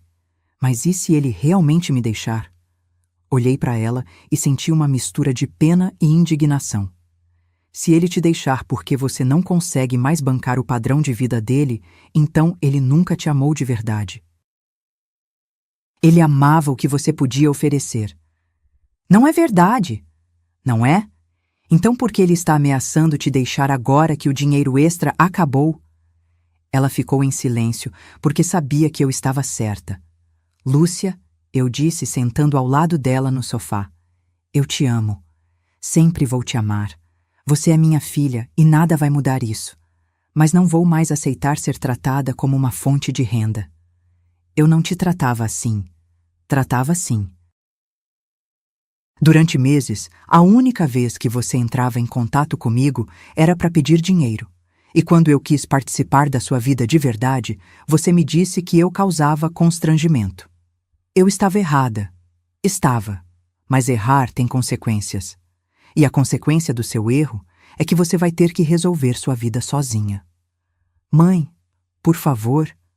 Lúcia, olha para mim, eu disse pegando as mãos dela. Você é uma mulher inteligente, capaz, formada. Você não precisa de homem nenhum para te sustentar. E não precisa se envergonhar de onde veio para ser aceita por ninguém. Mas o Ricardo é um homem que só te quis porque achou que você vinha com sustento financeiro incluso. Isso não é amor, Lúcia. Isso é interesse. Ela chorou mais um pouco, e eu fiquei ali, segurando as mãos dela, sentindo uma dor imensa no peito. Porque por mais que estivesse magoada, ela ainda era minha filha. E ver minha filha sofrendo doía. Mas eu não ia ceder. Não dessa vez. Depois de quase uma hora, ela parou de chorar e me olhou. Mãe, e se eu terminar com ele? E se eu largar tudo e voltar para nossa vida simples? Você me perdoaria? Era a pergunta que eu mais queria e mais temia ouvir. Lúcia, eu disse devagar, eu sempre vou te perdoar. Você é minha filha, mas não vou mais bancar sua vida, seja ela qual for. Se você quiser voltar, vai ter que ser porque realmente quer. Não porque não tem outra opção. Eu entendo. E vai ter que aceitar quem eu sou. Aceitar nossa vida simples. Aceitar que eu trabalho com argila, que moro numa casa humilde, que não tenho a sofisticação que você tanto valoriza. Eu aceito. Aceita agora, porque está desesperada. Mas e quando a situação melhorar? E quando você encontrar outro homem com renda boa? Vai voltar a se envergonhar de mim? Não, nunca mais. Olhei para ela e vi sinceridade nos olhos, mas também vi desespero. E não dava para saber onde terminava um e começava o outro. Lúcia, eu disse finalmente, vai para casa. Pensa bem no que você realmente quer da vida. E se decidir voltar, volta porque quer viver nossa vida, não porque fugiu da vida que escolheu. Mãe, vai, filha, e dessa vez faz a escolha certa. Ela se levantou, me deu um abraço apertado e saiu. Fiquei ali, sozinha na sala, sabendo que tinha feito a coisa certa, mas sentindo o coração partido mesmo assim. Porque por mais que estivesse orgulhosa da minha atitude, eu ainda era uma mãe que amava a filha acima de tudo. E o amor de mãe é assim. Mesmo quando você está certa, dói. Passaram-se 3 semanas desde a visita de Lúcia. 3 semanas de silêncio total. Nenhuma ligação, nenhuma mensagem, nenhum sinal de vida. E você sabe o que eu descobri nessas 3 semanas? Descobri que conseguia viver sem ficar preocupada com as contas dela. Sem ficar angustiada pensando se o dinheiro ia dar, se ela precisaria de mais alguma coisa, se eu teria que vender mais peças para atender aos pedidos dela. Pela primeira vez em meses, eu estava vivendo para mim mesma. Voltei a fazer cerâmica por prazer, não por necessidade financeira urgente. Criei peças novas, experimentei técnicas diferentes, me inscrevi numa feira de artesanato em Palmeira dos Índios, uma cidade maior da região, onde meu trabalho poderia ter mais visibilidade. Voltei a ser a ceramista que sempre fui, não a mãe banco que tinha me tornado. Foi numa quinta-feira de outubro de 2005, enquanto eu moldava um conjunto de tigelas inspiradas nas formas da caatinga, que Dona Severina apareceu na oficina com aquela cara de quem tem novidade importante. "Ki, você não vai acreditar no que eu soube", ela disse, se sentando numa cadeira de plástico ao meu lado. "O que foi agora, Severina?" A Lúcia se separou. Minhas mãos pararam na argila por um instante, mas continuei trabalhando. "É mesmo?" "Pois é, soube pela Josefa, que soube pela cunhada dela que mora no mesmo prédio. Disse que foi rápido. Ele saiu de casa na semana passada, levou as coisas dele." Continuei moldando a tigela, fingindo que a notícia não me afetava. "E ela, como está?" "Mal, pelo que parece. E tem mais, parece que ela também saiu do emprego." Agora sim eu parei de trabalhar. "Saiu do emprego?" Não sei se foi demissão ou se ela pediu para sair, mas parece que vinha tendo problemas no trabalho há umas semanas. Chegando atrasada, faltando, essas coisas. Problemas no trabalho. Minha filha, que sempre foi tão dedicada, tinha virado um funcionário problemático. "Coitada", eu disse, e era sincero. Por mais que estivesse magoada, não queria ver Lúcia destruída. "E tem mais", Dona Severina continuou, baixando a voz como se fosse contar um segredo. "Dizem que ela está tentando vender o apartamento." "Vender?" "É, parece que não consegue pagar as prestações sozinha, e sem o emprego, claro. O apartamento dos sonhos, que eu tinha ajudado a financiar, agora ela não conseguia manter sozinha." "Severina", eu disse limpando as mãos numa toalha, "você acha que eu deveria procurar ela?" Dona Severina me olhou com aquela expressão maternal que só mulher experiente tem. "Ki, você é a mãe dela. Por mais que ela tenha errado feio, ela continua sendo sua filha. Mas ela escolheu se afastar de mim." Escolheu. Mas às vezes as pessoas fazem escolhas erradas e precisam de tempo para perceber isso. "E se eu procurar ela e ela me rejeitar de novo?" "Aí você volta para casa e continua vivendo sua vida. Pelo menos vai ter tentado." Dona Severina tinha razão. Eu podia continuar com meu orgulho ferido, ou podia ser a mãe que sempre fui. No sábado de manhã, peguei o ônibus para Maceió. Não avisei que ia, não liguei antes. Simplesmente fui. O prédio onde Lúcia morava era o mesmo de sempre, mas agora me parecia menos intimidador. Talvez porque eu não estava mais tentando me encaixar num mundo que não era meu. Estava apenas sendo eu mesma. Subi até o apartamento dela e toquei a campainha. Demorou um tempo até ela atender. Quando a porta se abriu, levei um susto. Lúcia estava irreconhecível. Cabelo despenteado, olheiras profundas, uma camiseta velha e um short desbotado. Parecia que não dormia há dias. "Mãe?", ela disse, como se estivesse vendo um fantasma. "Oi, filha, posso entrar?" Ela hesitou por um momento, mas abriu a porta. O apartamento estava uma bagunça. Caixas espalhadas pelo chão, móveis cobertos por lençóis, uma sensação geral de abandono. Era como se o sonho perfeito tivesse virado pesadelo. Desculpa a bagunça, ela disse, envergonhada. Estou organizando as coisas. Está se mudando? Estou tentando vender o apartamento. Não consigo mais pagar sozinha. Sentamos no sofá da sala, o mesmo sofá simples que eu tinha ajudado a comprar. Havia um silêncio constrangedor entre nós. Como você está? Perguntei finalmente. Ela começou a chorar. Não aquele choro manipulativo da visita anterior, mas um choro de quem chegou no fundo do poço. Mãe, eu estraguei tudo, ela disse entre soluços. Perdi o Ricardo, perdi o emprego, estou perdendo o apartamento. E o pior de tudo é que perdi você. Me conta o que aconteceu. E ela contou. Contou como Ricardo tinha ficado furioso quando descobriu que eu não ia mais ajudar financeiramente. Como ele começou a criticar tudo nela. A forma como falava, como se vestia, como se comportava socialmente. Como ele disse que ela tinha sido uma decepção, que ele tinha esperado mais apoio da família dela. Ele disse que eu era uma mentirosa, ela chorou. Que eu tinha prometido uma situação familiar que não existia. Disse que se casou com expectativas que não se realizaram. Expectativas. Como se eu fosse parte de um pacote de benefícios que vinha junto com o casamento. E você, o que disse para ele? No começo eu implorei, pedi desculpa, prometi que ia tentar convencer você a voltar a nos ajudar. Mas quanto mais ele falava, mais eu percebia que... Que o quê? Que ele não estava falando de amor. Ele estava falando de negócio. Ele não estava triste porque nosso casamento estava difícil. Ele estava bravo porque o investimento não tinha dado o retorno esperado. E aí? Aí eu comecei a ver ele com outros olhos. Comecei a perceber como ele me tratava quando as coisas não estavam perfeitas. Como ele olhava para as minhas coisas, para o meu jeito de falar, para os meus gostos quando estava nervoso.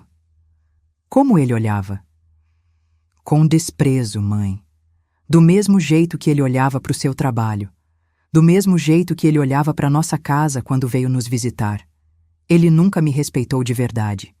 Ele só tolerava porque achava que eu trazia vantagens. Pela primeira vez em muito tempo, reconheci minha filha naquelas palavras. A Lúcia, que sabia identificar quando alguém não a valorizava de verdade. E o trabalho? Perdi porque não conseguia me concentrar. Estava sempre preocupada com as brigas em casa, com as cobranças dele, com a pressão de manter um padrão que eu não conseguia sustentar sozinha.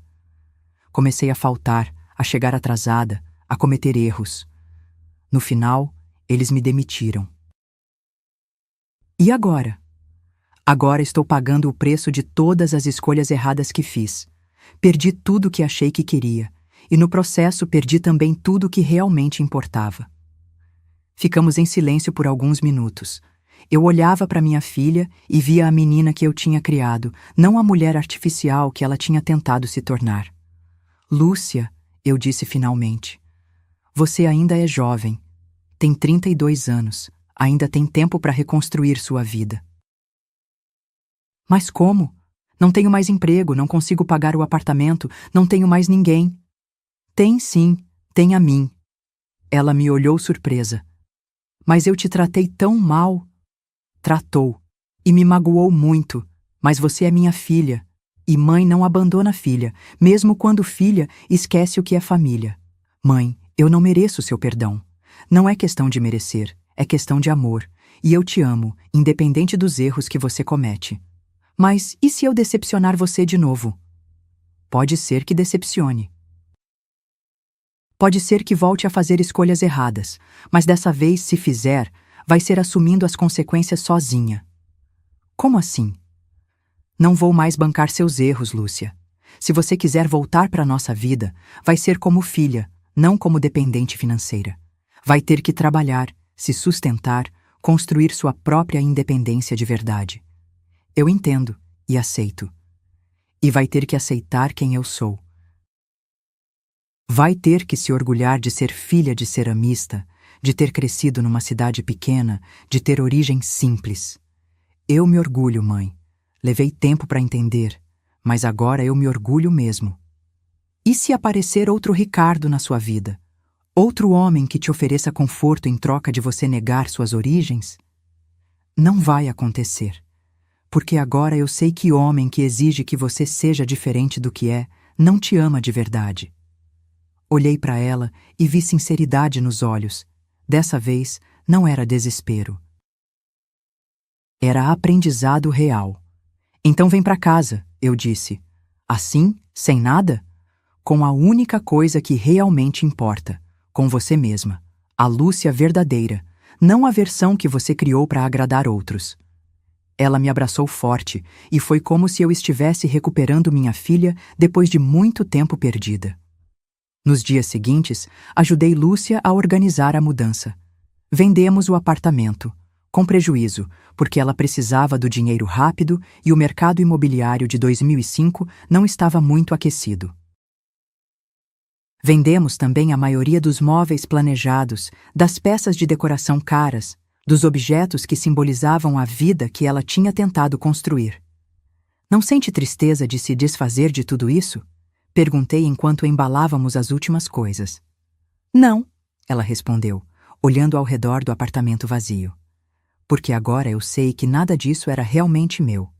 Era só cenário para uma peça que eu estava representando. E agora?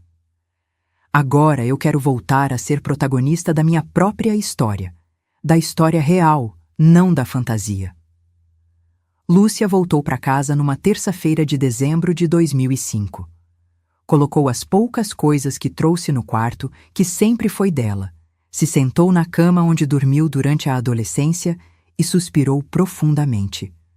Como é que eu pude achar que isso aqui era pouco? Ela disse, olhando pela janela para a rua onde tinha brincado quando criança. Porque às vezes a gente precisa se perder para se encontrar, eu respondi. Nos primeiros meses, Lúcia ficou meio perdida. Não sabia bem como ocupar o tempo, como reconstruir a vida. Mas aos poucos foi se readaptando à realidade. Começou a me ajudar na oficina de cerâmica. No início, só organizando materiais, limpando ferramentas. Mas logo estava moldando peças pequenas, relembrando técnicas que tinha aprendido quando menina. Esqueci como é terapêutico, ela disse numa tarde, enquanto trabalhava numa pequena tigela. Você tem razão quando diz que a argila ensina paciência. Ensina muita coisa. Ensina que a gente pode ser moldado, mas não quebrado. Ensina que com tempo e cuidado, qualquer coisa pode ser transformada em algo bonito. Como você fez comigo? Como você está fazendo com você mesma, eu corrigi. Em março de 2006, Lúcia conseguiu um emprego na prefeitura de Major Isidoro, na Secretaria de Educação. Não era o emprego dos sonhos, mas era digno, perto de casa, e permitia que ela ficasse próxima da família. O salário era modesto, mas suficiente para ela começar a ter independência financeira real. É muito diferente de trabalhar numa empresa grande, ela me contou no primeiro dia. Mas é bom, as pessoas são genuínas, têm problemas reais para resolver. E você, não sente falta da vida da cidade grande? Sinto falta de algumas coisas, do movimento cultural, de algumas comodidades. Mas não sinto falta da pressão, da competição, da obrigação de aparentar ser o que não sou. Aos poucos, nossa relação foi se reconstruindo. Não como era antes, porque nós duas tínhamos mudado. Mas de uma forma nova, mais madura, mais honesta. Lúcia voltou a se interessar pela cerâmica, não só como terapia, mas como possibilidade de crescimento pessoal e até profissional. Começou a pesquisar sobre técnicas novas, sobre como modernizar nossa pequena oficina sem perder a essência tradicional. Mãe, que tal se a gente expandir um pouco o trabalho? Ela sugeriu numa noite de 2007, enquanto tomávamos café na varanda. Podemos melhorar a divulgação, participar de mais feiras, talvez até criar um pequeno ponto de venda. Você acha que vale a pena? Acho. Seu trabalho é arte de verdade. Merece ser mais conhecido. E foi assim que, a partir de 2008, eu e Lúcia nos tornamos parceiras numa pequena expansão da oficina de cerâmica. Ela cuidava da parte de vendas e organização. Eu continuava criando. Não era uma empresa grande, mas era nossa, construída com trabalho honesto e amor genuíno. O negócio cresceu devagar, mas consistentemente. Começamos vendendo para pessoas da região, depois para cidades vizinhas, depois conseguimos alguns clientes em Maceió através de indicações e participação em feiras. Sabe o que é interessante? Ela me disse um dia em 2009, enquanto embalávamos uma encomenda para uma pousada em Porto de Galinhas. Agora eu uso tudo o que aprendi no mundo corporativo, mas para valorizar o trabalho artesanal. É como se as duas partes da minha vida finalmente tivessem se encontrado de forma saudável. E como você se sente? Completa. Pela primeira vez, me sinto completa e autêntica. Em janeiro de 2011, Lúcia conheceu Marcos, um professor de história que veio dar umas aulas no curso noturno da cidade. Ele se interessou pelo nosso trabalho, pela técnica tradicional que usávamos, pela história por trás de cada peça. Vocês preservam um patrimônio cultural muito importante, ele disse, examinando uma moringa que eu tinha feito. Isso é uma riqueza que precisa ser valorizada e documentada. Lúcia ficou encantada. Não com o charme dele, embora ele fosse um homem atraente, mas com o respeito genuíno que ele demonstrava pelo nosso trabalho e pela nossa vida. Quando ela me apresentou Marcos, alguns meses depois, foi muito diferente de quando tinha apresentado Ricardo. Não havia nervosismo, não havia tentativa de me adequar aos padrões dele. Era apenas uma filha orgulhosa apresentando a mãe para o namorado. Dona Quitéria, ele disse, cumprimentando-me com simplicidade. É uma honra conhecer a mulher que faz peças tão lindas e que criou uma filha tão especial. O prazer é meu, eu respondi, e dessa vez era totalmente sincero. Marcos frequentava nossa casa naturalmente. Ajudava na oficina quando podia, trazia livros sobre tradições populares, sugeria participação em eventos culturais. Ele valorizava nossa vida simples, nossa autenticidade, nossa história. Como é que você consegue, Lúcia me perguntou numa tarde de 2012, ver a diferença entre um homem que me ama e um homem que me usa?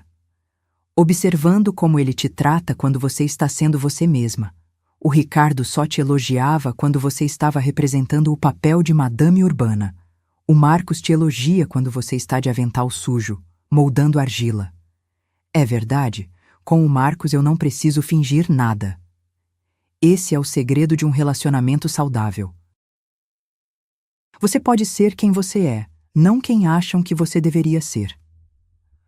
Hoje, em 2025, 20 anos depois daquele casamento desastroso, eu e Lúcia temos uma vida boa.